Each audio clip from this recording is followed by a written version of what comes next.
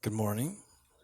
So I don't even know why I'm looking at these notes. They don't make any sense. But I wanted to. I typed them all out in like a specific format. Uh, I just need you to know that. And then I got up at 3 o'clock this morning and I rewrote them with pen. So I have to write 3 a.m. me's faith story. And I'm going to start with. I guess it's fitting because you can't plan something like this out. And I guess at the root of my faith story is the fact that I tried planning everything all the time, and I wasn't good at it. And don't this can't get out because literally for my job I plan stuff. It was different when it's not me.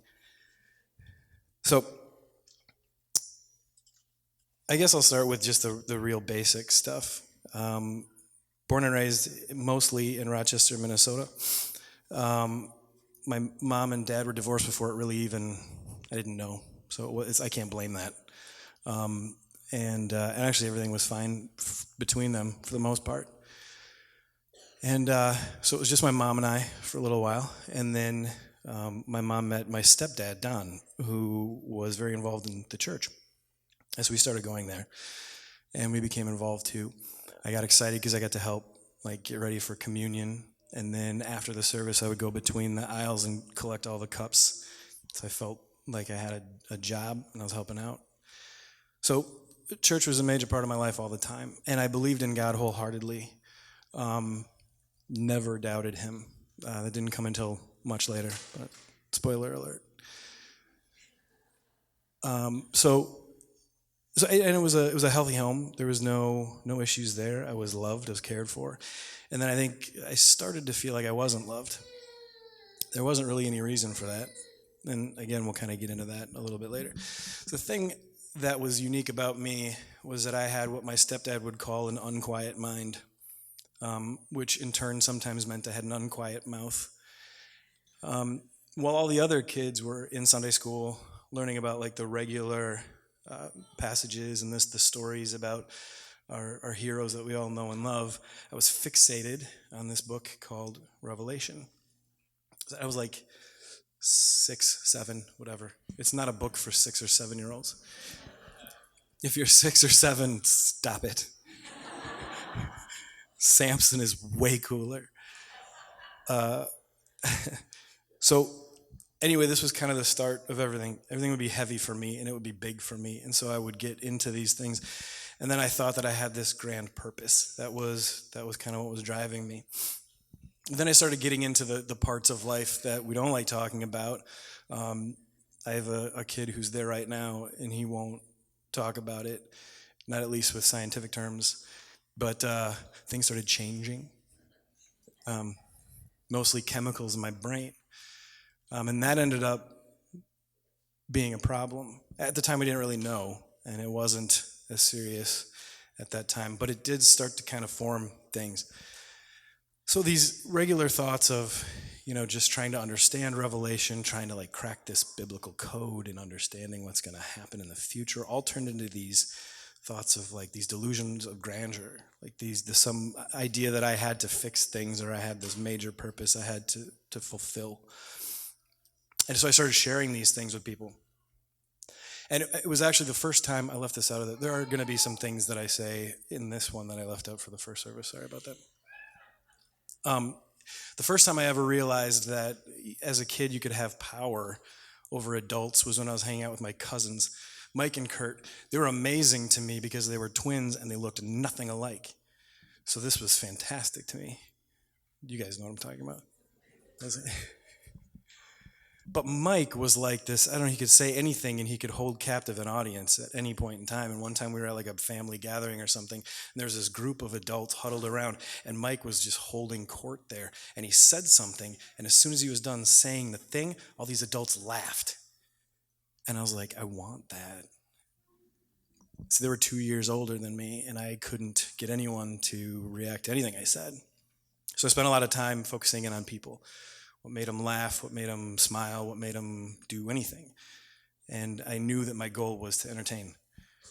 So this started out fine. But then again, what would happen is we'd go to these gatherings, and as time would progress, I would be like wowing this room and everything would be great, and then I would just keep going, and people would clear the room. My grandpa would say to me, he was a good entertainer as well, he'd say to me, and you gotta leave them wanting more. You can't just keep going, especially with the like doomsday stuff. It's a real downer. But this kept going for a little while, and I got into high school, and then I found love. That's what I called it. I met a girl. Her name was Chelsea. She was great. I was playing football at the time, and I met her because she came into the locker room after a game and asked who number 27 was. That should have been a red flag. But anyway, I thought we were destined to marry one another, and everything was going to be great. And then she said, "You're weird," and that was that.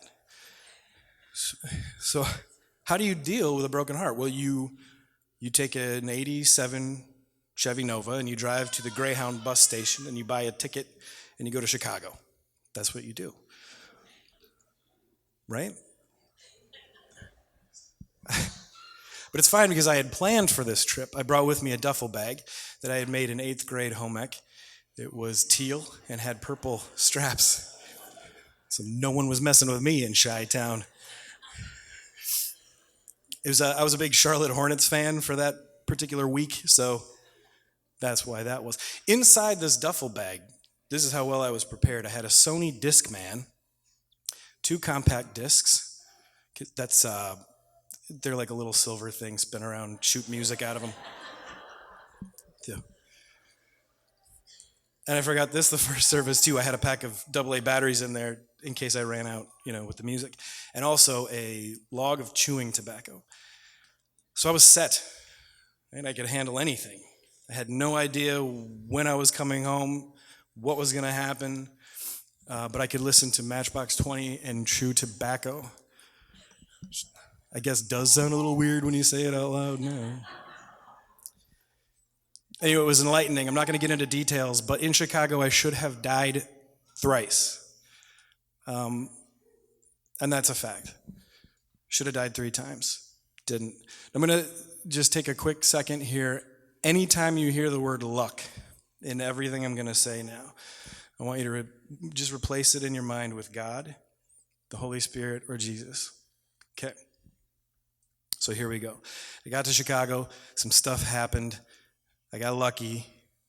Luck was on my side. And eventually, as luck would have it, I found a calling card. And I called my mom, who was surprised to hear from me. You see, I'd moved to my dad's house just a little while before that. I needed to get to know him, and my mom needed me to not be in her house. So I reunited with him. It was great. We started to get to know each other. Things were really good, but I couldn't handle this broken heart thing, so off I went. Anyway, I called her and I said, "Mom, I'm not sure what to do, but I'm in Chicago. Everything's fine. Don't worry. It's totally normal. I got chew, so it's going to be fine." She said, "Well, you should probably come home because I think you're going to fail high school." And I was like, okay. So I had a dilemma. I didn't have a ticket back, right, because I don't think about things. So I went down to the bus station. And this is probably the first role I ever had acting. I walked up to the counter and I said, "I'm really sorry, but I bought a round trip ticket and I lost it. I just got to get back to Rochester. Is this cool?" I'm like 17 and it's not 9/11 yet. So they were like, "Sure, get on whatever bus and head back." So I did. Luck, right? A lot of luck. Got me on that bus, got me back home. My Chevy Nova was still there. I don't know how it didn't get stolen. I was gone a long time, but still there. So I got back. And then it was time to prepare for college. I got into college. I don't know how, so don't ask me after this or anything. And actually before this, I had taken a role in Seven Brides for Seven Brothers. It was a musical in a town not too far down the road. Then when I got to Chicago, I was wearing an oversized brown Eddie Bauer sweater, a pair of jeans, brown Doc Martens boots. I went and I did this show. And when I left the show, it was done in a high school. I went down to the basement. I took off all of that, and I put it in a locker. I shut it, and I left. This was the first time that I would ever kill a character. But this character was me, and it felt really good. So this became kind of a thing that I would do. So I go off to college. I forget about acting, but I discovered drinking. Now, drinking was great because it helped me not feel all the things that I was feeling, which I didn't care for, to be honest.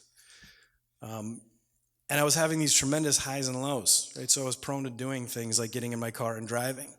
Fortunately enough for me, one of these things was I would drive to Minneapolis, and I ended up at Acme Comedy Club, where I would just start doing open mics. Then this kind of opened the door for me to do stand-up comedy, which was great. It was nice. And then I could kind of purge some of this stuff, too. And this would go on back and forth, back and forth. And then I would hate comedy. I'd say, this isn't for me. I'm terrible. No one's laughing. And then someone would say, well, that's because you're outside. The club's not open. I still took it very personally. So a lot of ups and downs that way. Met a woman, another woman that I found great, and we were kind of tumultuous, and eventually that one ended too. And I was like, what is the deal? I'm a catch? I don't understand. She said, you're really weird. I don't know how to handle you. You're here, and then you're here, and then you're here, and then you're here. I was like, that's exactly how you are. We're perfect. She didn't like that. Anyway, I had lost a couple of aunts to cancer just before that. And this woman that I was dating was about to graduate, so she threw a party. My mom came. That was weird. She never came to see me at college. And then she did a Jell-O shot, which was way weirder. She would never do that. And then she left abruptly. That's not weird. So I get a phone call, and it's my mom. She's at her hotel room. She says, hey, I just want to let you know, I came up here to tell you this in person, but I couldn't because I didn't want to, the party was happening. She said, I have some tumors that have to be removed. It's not a big deal, but like, it's a thing. I just wanted you to know. I said, okay. So I go back to the party, and I don't know what's happening, but my grandpa at that time had brain cancer and lung cancer. As I said, just had lost 2 aunts to it. I was not having this. So I started to be kind of emotional. Ruined the party, I was told. So we ceased to be in a relationship. And I was lost again. But then, I kind of kept acting, kept doing this thing. I loved acting because I had the alcohol to like level everything off, help me to not feel anything, and then I could be in a role.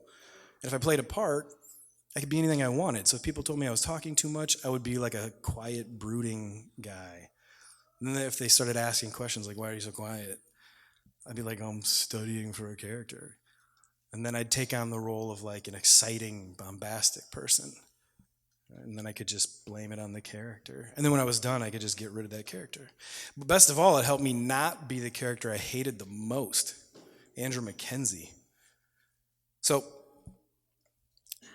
I meet another woman. Her name is Sarah. And I'm going to skip way ahead. But things were good. She helped kind of balance me out, level me out. And we started out real slow, just talking a lot for a long time. And then eventually we started dating, and then eventually got engaged, and then we were married. And then we did all the stuff you're supposed to do. We got the house, and we did that first. Then we had our first child. And leading into that, I was having these dreams of complications and losing her and the baby. So I was freaking out, stressing out. But I remembered college and alcohol. So then I did that, and I was fine.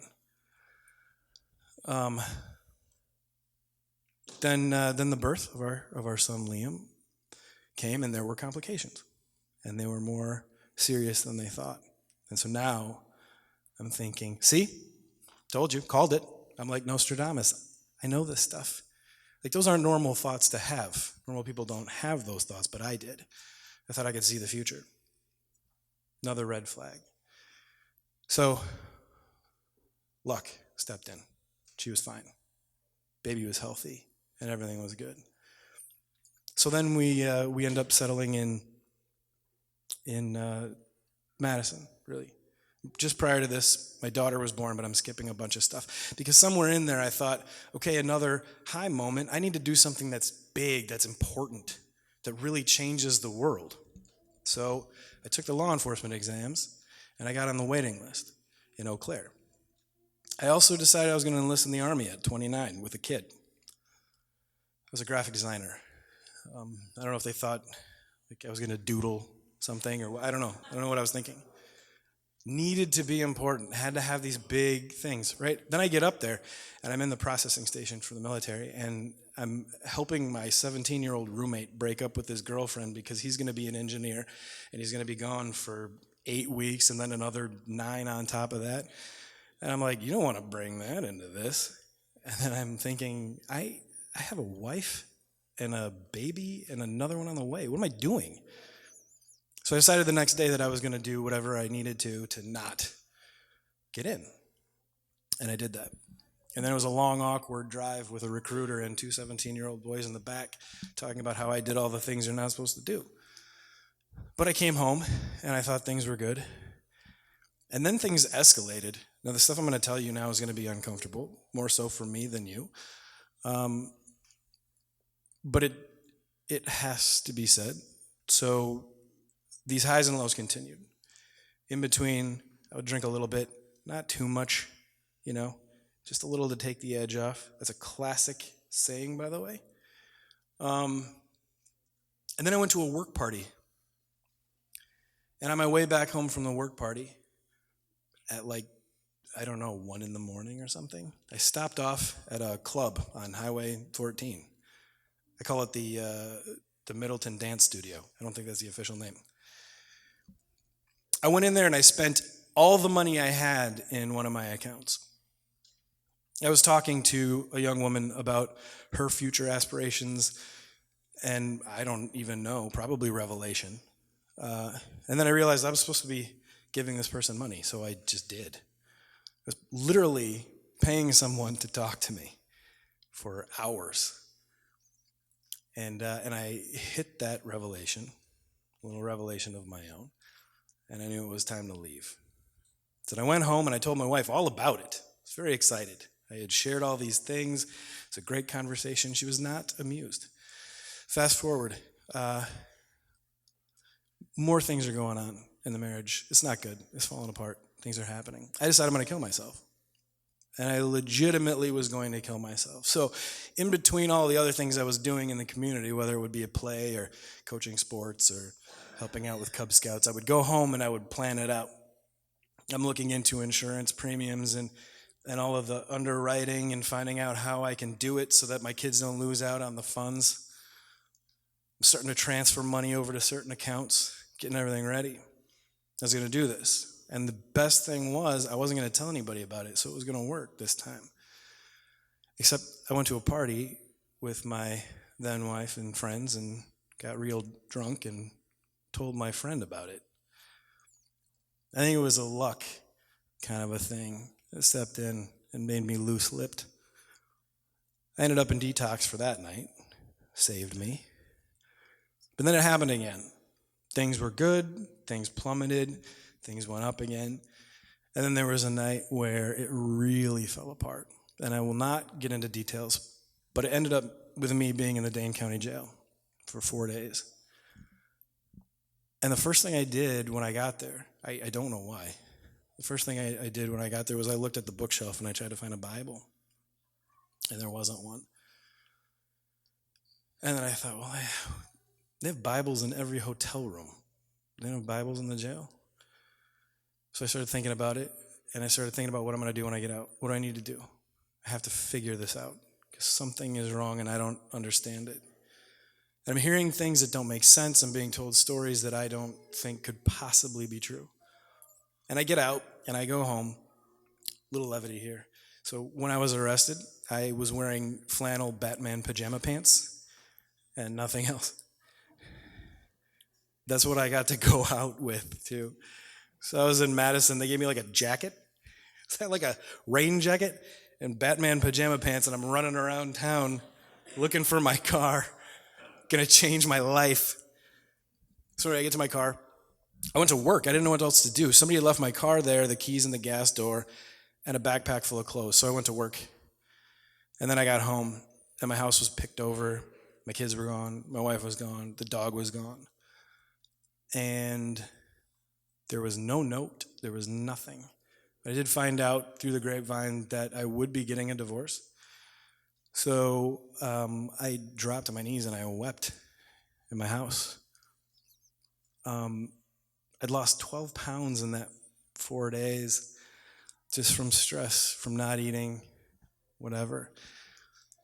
And then and something told me to pick up the phone. So you got to call somebody. And I knew exactly who I was going to call. So I'd been in this play in Mazo, and I met this guy, amazing guy. Like, there's just something about him, right? The way he carried himself was like that I wanted to have, you know. Great actor, all these other things, but above all, there was like this calmness and this friendliness, right? I'm like, I'm calling that guy. So I opened up my phone and I looked for actor Rob, and I remembered he had told me once, you know, I have this church in Black Earth, you should bring your family by sometime. And I really wished I had a lot sooner. But I don't think it was time. It wasn't right. I did call him. I called him, and I don't know how he got there as fast as he did, or if I just thought he got there that fast because I needed him to be there. But he was there. And he prayed over me. It was a feeling I've never experienced in my life. And that's kind of the end of that act, right? But fast forward, I would be reunited with my kids 6 months later, slowly, but it happened. Now they're here with me. They sat through the first one, so I told them they don't have to sit through the next two. They're out there. And I was diagnosed with bipolar disorder. Bipolar is a maintenance disease, as I've been told. It means you'll never get rid of it. There's no cure for it. You can be medicated for it. It levels things off a little bit, but a lot of people with bipolar can't do it on their own. Sounds awfully familiar. Sinners can't do it either. But if you have support around you, you can do it, and you can maintain it, and you can live a perfectly normal lifestyle. I will say 25 to 50% of people who have bipolar will attempt suicide. 15% of those people will succeed. So it's ugly and it's hard. And sometimes you'll see me here. You'll see me laughing and talking a lot and running around. And sometimes you'll see me kind of just hanging out. It's normal. The extremes are gone now. But I have an immense amount of support. And that includes everyone in here. When all this was happening, someone once told me, I don't know if I love you. I don't think I ever loved you. I don't know how anyone could love you. And it hurt. But God loves me. And that's all I need. Thank you.